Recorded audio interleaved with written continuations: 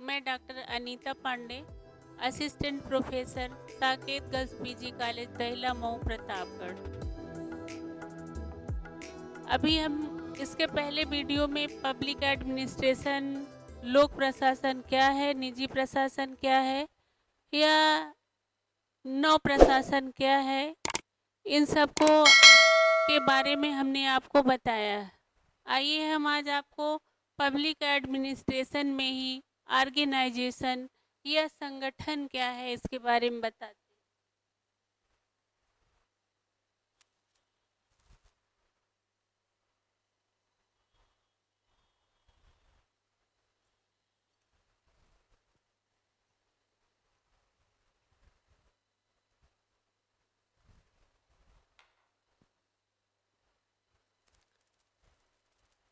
ये है संगठन, ऑर्गेनाइजेशन। संगठन क्या है? आप जानते हैं कि किसी भी कार्य को करने के लिए, चाहे वह छोटा हो चाहे वह बड़ा हो, अगर हम सबसे पहले उसका निश्चित लक्ष्य निर्धारित नहीं कर लेते या हम उसका संगठन नहीं बना लेते हैं, तो हम उस लक्ष्य को, जिस प्राप्ति के लिए कार्य कर रहे हैं, उस कार्य को पूरा नहीं कर पाते। क्योंकि कोई भी व्यक्ति अकेले किसी कार्य को अच्छे ढंग से पूर्ण नहीं कर सकते। चूंकि हम पब्लिक एडमिनिस्ट्रेशन, लोक प्रशासन में संगठन पढ़ रहे हैं, तो जाहिर सी बात है ये प्रशासकीय या प्रशासन से संबंधित है। संगठन प्रशासकीय या व्यक्तिगत कोई भी हो सकता है। संगठन छोटा भी हो सकता है और बड़ा भी हो सकता है। तो हम जब किसी संगठन की स्थापना करते हैं तो उसका मुख्य आधार, मतलब उसका संगठनात्मक ढांचा यह माना जाता है कि हम उस उद्देश्य को पूरा करना चाहते हैं जिस उद्देश्य के लिए हमने संगठन की संरचना या संगठन बनाया। सबसे पहली बात तो ये है, जब हम किसी भी कार्य करने के लिए संगठन का निर्माण करते हैं तो संगठन मजबूत होना चाहिए। संगठन दो या दो से अधिक व्यक्तियों से ही बनता है, किसी एक व्यक्ति से संगठन नहीं बनता।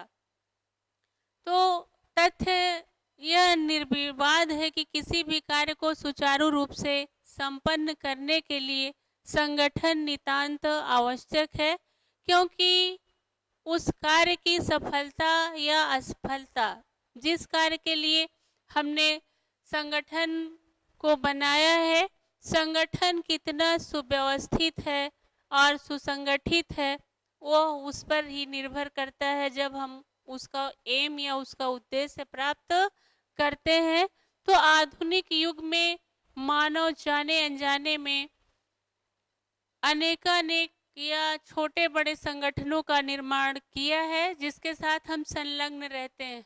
जैसे कि आज आप देखते हैं, किसी भी व्यक्ति को देखा जाए तो यह देखा जाता है कि वह व्यक्ति उस संगठन का सदस्य है। यह आरएसएस का संगठन है, ये किसी भी संस्था या किसी भी कल्याणकारी संस्था या बहुत सारी जो बच्चों के लिए संस्थाएं चल रही हैं। तो आज मनुष्य को आधुनिक युग में उसकी पहचान ही संगठन से ही हो रही है।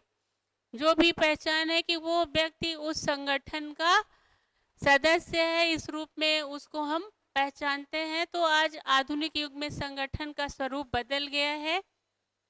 एल.डी. व्हाइट ने अपने ग्रंथ द ऑर्गेनाइजेशन मैन 1956 में कहा है कि आज हम संगठन मानव के युग में जी रहे हैं। आज हम संगठन मानव के युग में जी रहे हैं। उसके बाद ही चेस्टर बर्नार्ड ने भी अपने ग्रंथ द फंक्शन ऑफ एक्सिक्यूटिव में 1954 में अभिव्यक्त किया था कि आज हम व्यक्तियों को पहचानने के लिए सर्वप्रथम यह देखते हैं कि वह किस संगठन का सदस्य है, वह किस संगठन या किस संस्था का सदस्य है। तो आधुनिक युग में हमने अभी आपको बताया, एल.डी. व्हाइट और चेस्टर बर्नार्ड ने अपनी पुस्तक में ऑर्गेनाइजेशन या संगठन का विवेचन किया था।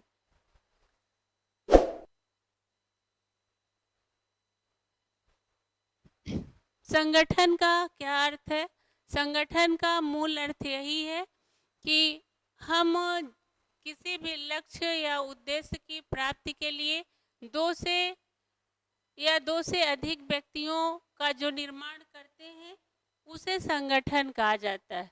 किसी एक व्यक्ति से संगठन नहीं बनता है। तो उसके बाद हम आते हैं संगठन की क्या परिभाषा है। संगठन की परिभाषाओं पर, तो संगठन की परिभाषा सबसे पहले मूने के अनुसार, मूने संगठन किसी समान उद्देश्य की प्राप्ति के लिए बने प्रत्येक मानव संघ का स्वरूप है। बने प्रत्येक मानव संघ का स्वरूप है। यह किसने कहा है? मूने ने कहा है। उसके बाद हम आते हैं फिफ्नर ने क्या कहा है, आइए देखते हैं फिफ्नर ने क्या परिभाषा संगठन की दी है। संगठन में व्यक्तियों से तथा व्यक्तियों के समूहों से इस प्रकार संबंध जोड़े जाते हैं कि उसमें व्यवस्थित श्रम विभाजन लाया जा सके।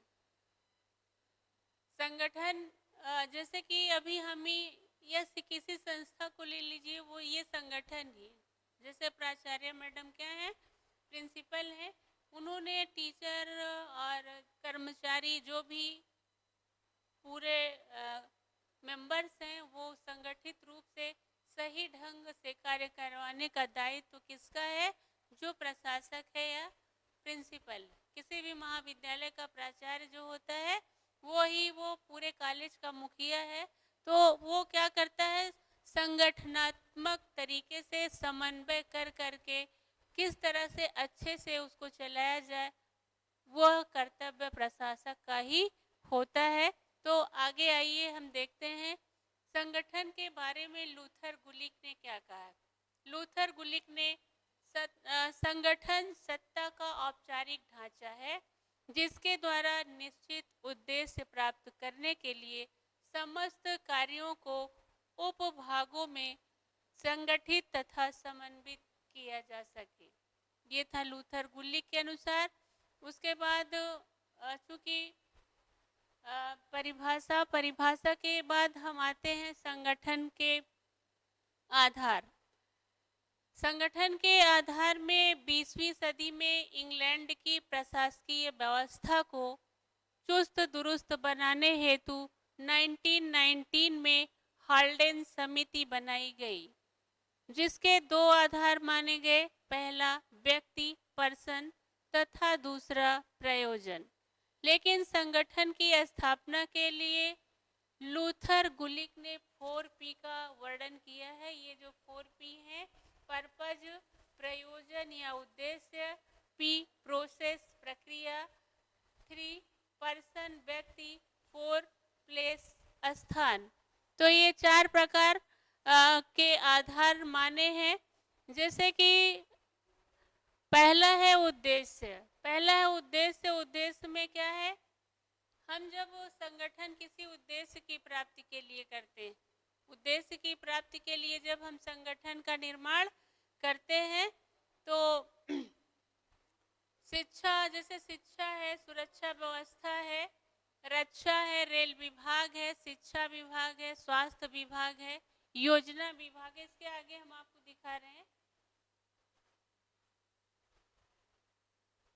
ये देखिए संगठन के आधार। संगठन के आधार में सबसे पहला मतलब प्रयोजन। प्रयोजन में क्या है? रक्षा विभाग है। जो पर्पज है वो क्या है? सबसे पहले रक्षा विभाग है, दूसरा रेल विभाग है, तीसरा शिक्षा विभाग है, स्वास्थ्य विभाग है, योजना विभाग।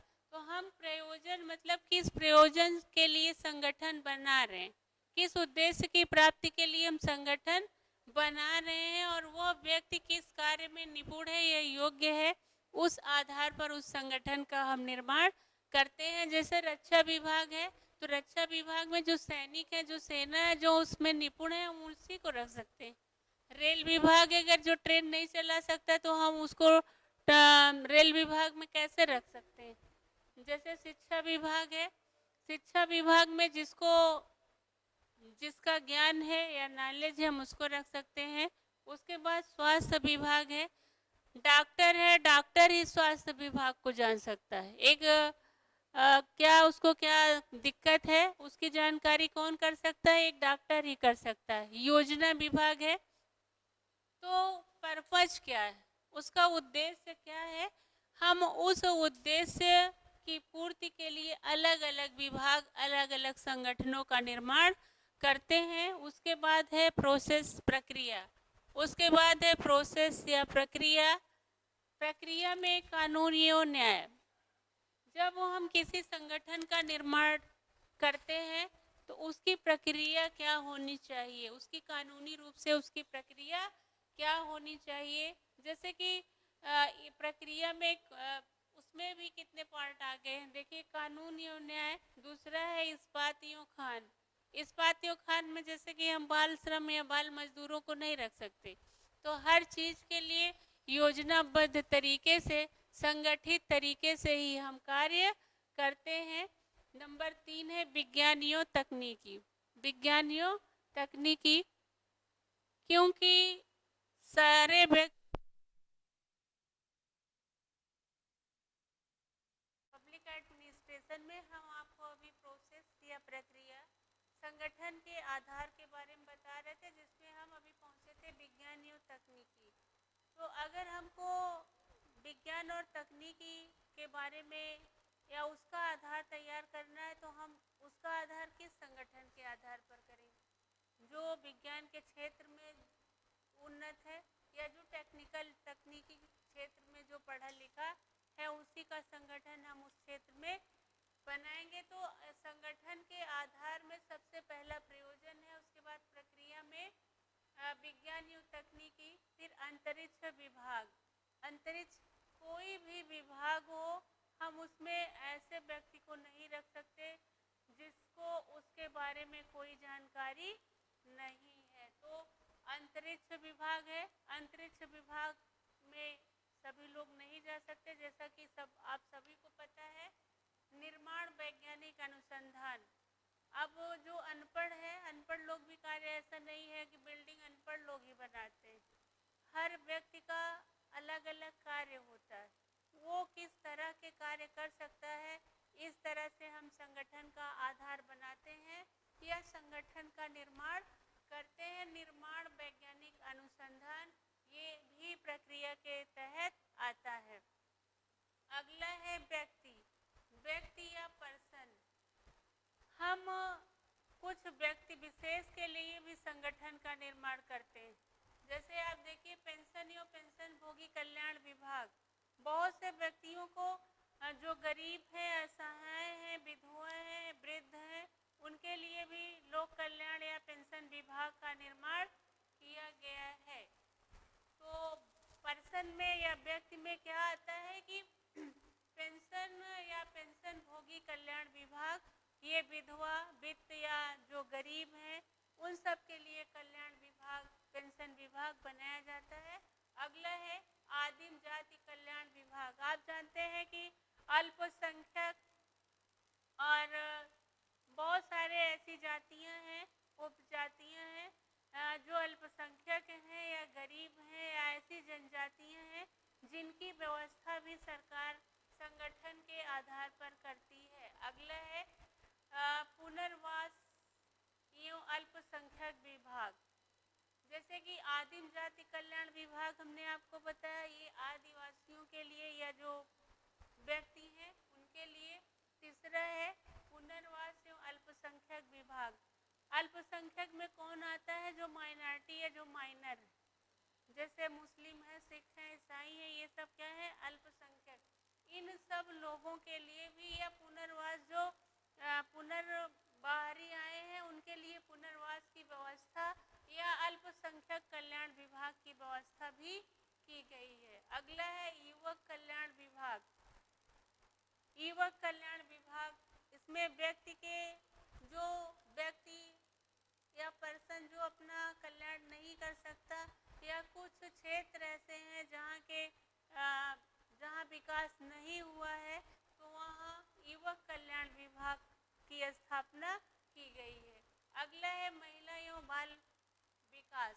आप जान रहे हैं कि वर्तमान समय में भी कितना महिलाओं के लिए प्रोग्राम चलाया जा रहा है, बेटी पढ़ाओ बेटी बचाओ और महिला मिशन शक्ति और बाल विकास के लिए भी कितनी योजनाएं चलाई गई हैं, जैसे कुपोषण है, बाल पोषाहार है, या अलग अलग संगठन बनाए गए हैं। तो ये संगठन के आधार पर व्यक्ति के हिसाब से जो संगठन बनाए गए हैं या पर्सन के हिसाब से जो संगठन बनाए गए हैं, ये वो है पेंशन भोगी कल्याण, दूसरा आदिम जाति कल्याण, तीसरा पुनर्वास एवं अल्पसंख्यक, चौथा युवक कल्याण विभाग, पांचवा महिला एवं बाल विकास।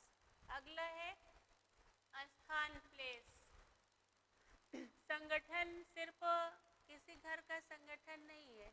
आप पब्लिक एडमिनिस्ट्रेशन पढ़ रहे हैं, लोक प्रशासन पढ़ रहे हैं, जिसमें देश विदेश विश्वव्यापी प्रशासन या प्रशासनिक कर्मचारी आते हैं, जिसमें प्लेस स्थान में विदेश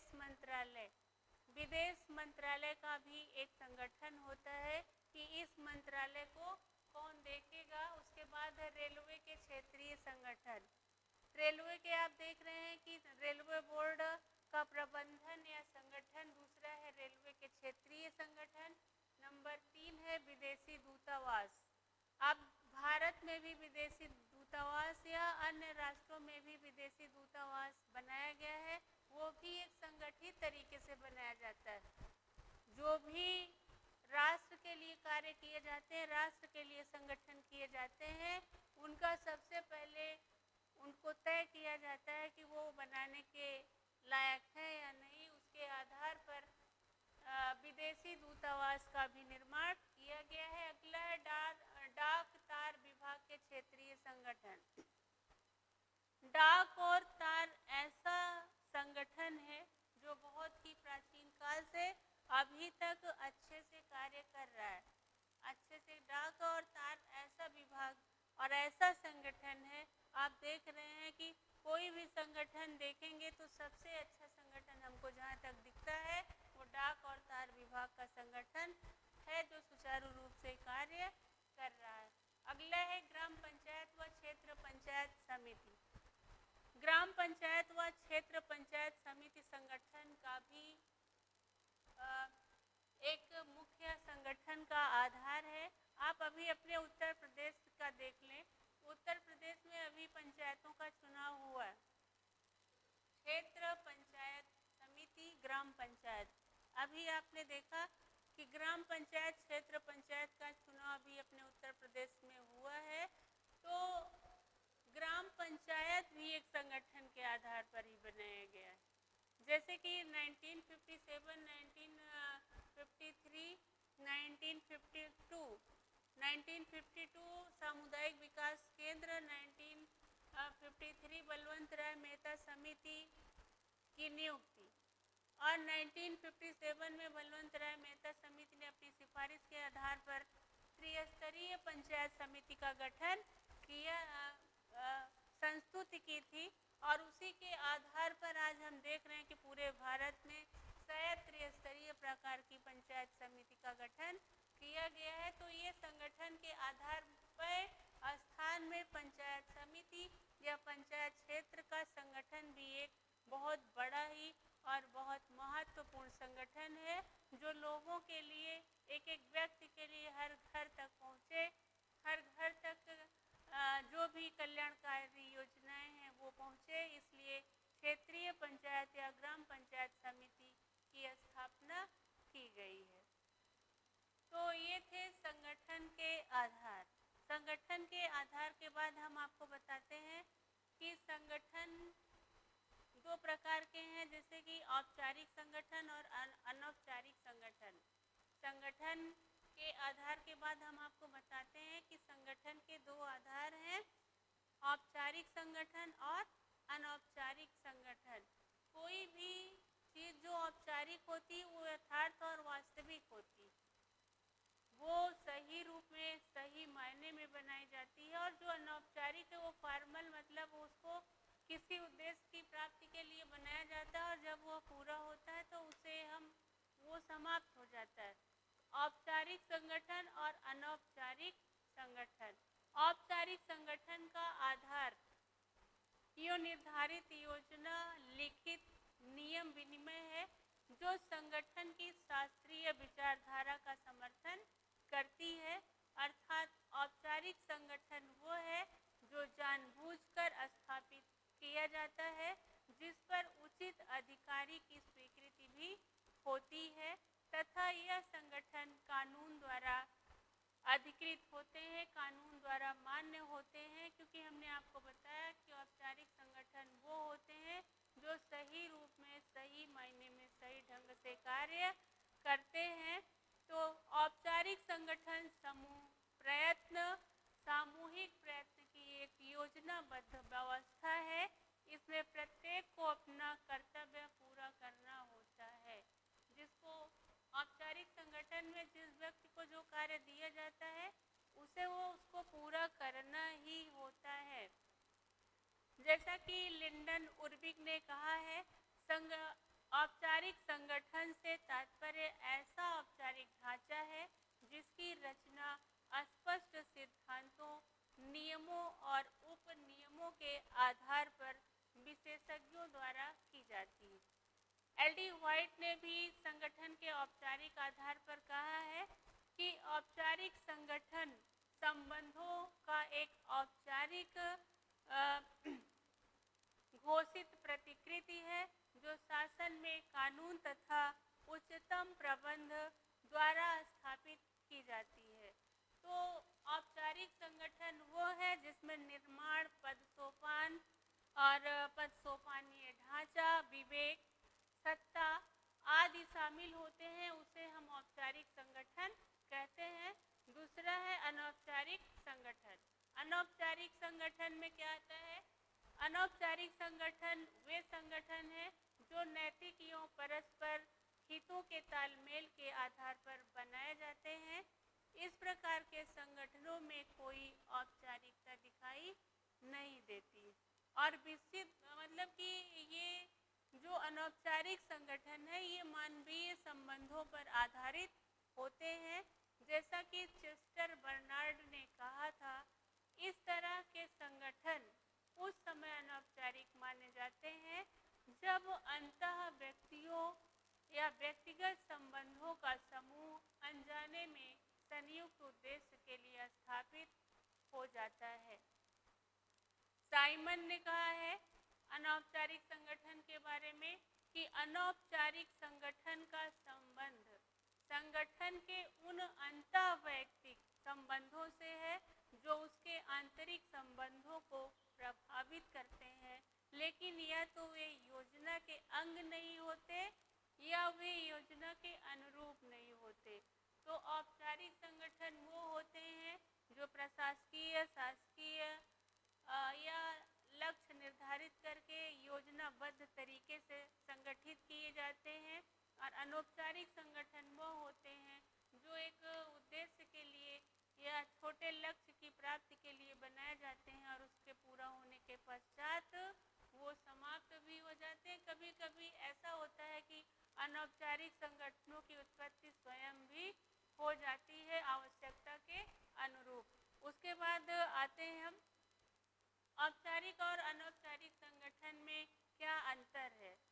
औपचारिक संगठन किसी विशेष उद्देश्य को लेकर जानबूझकर बनाए जाते हैं और अनौपचारिक संगठन समूह में साथ रहकर स्वतः एवं स्वाभाविक रूप से निर्मित हो जाते हैं। इसमें औपचारिक संगठन में सत्ता जो अथॉरिटी है उस पर बल दिया जाता है। औपचारिक संगठन में अथॉरिटी पर बल दिया जाता है, जबकि अनौपचारिक संगठन में व्यक्ति के संबंधों पर बल दिया जाता है। अगला है औपचारिक संगठन में सत्ता में प्रयोजन मतलब प्रयोजन, उसका प्रयोजन क्या है, उसका प्रत्यायोजन क्या है, उस आधार पर उस संगठन का निर्माण किया जाता है। और अनौपचारिक संगठन में कार्यरत लोगों के आपसी व व्यक्तिगत संबंधों पर निर्भर होता है। तो हम आपको बताना चाहेंगे कि औपचारिक और अनौपचारिक संगठनों में जो अंतर है वो अंतर यह है कि औपचारिक संगठन जो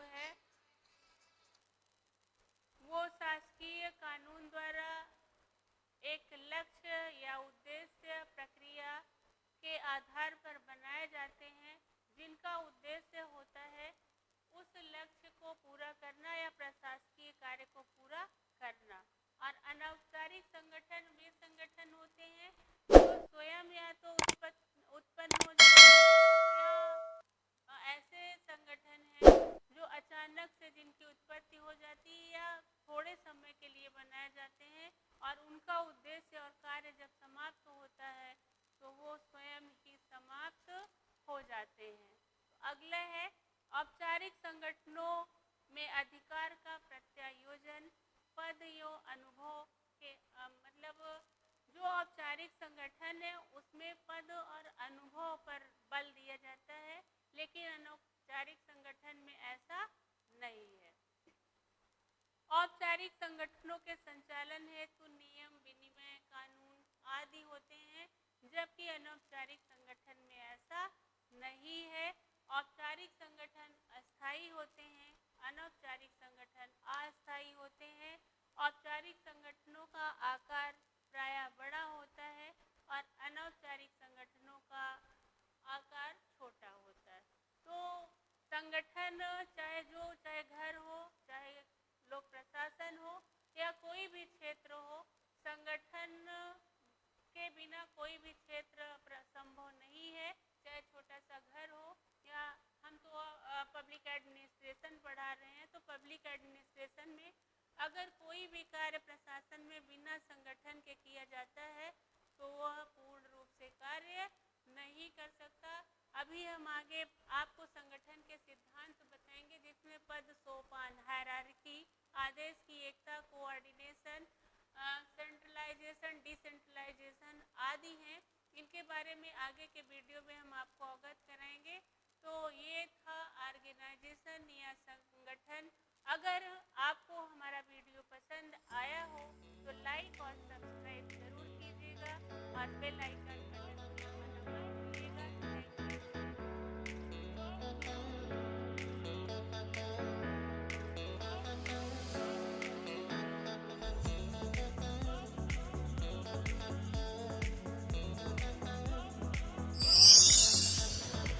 चैनल को सब्सक्राइब करें और बेल आइकन को प्रेस करें ताकि आपको मिले सभी नोटिफिकेशंस।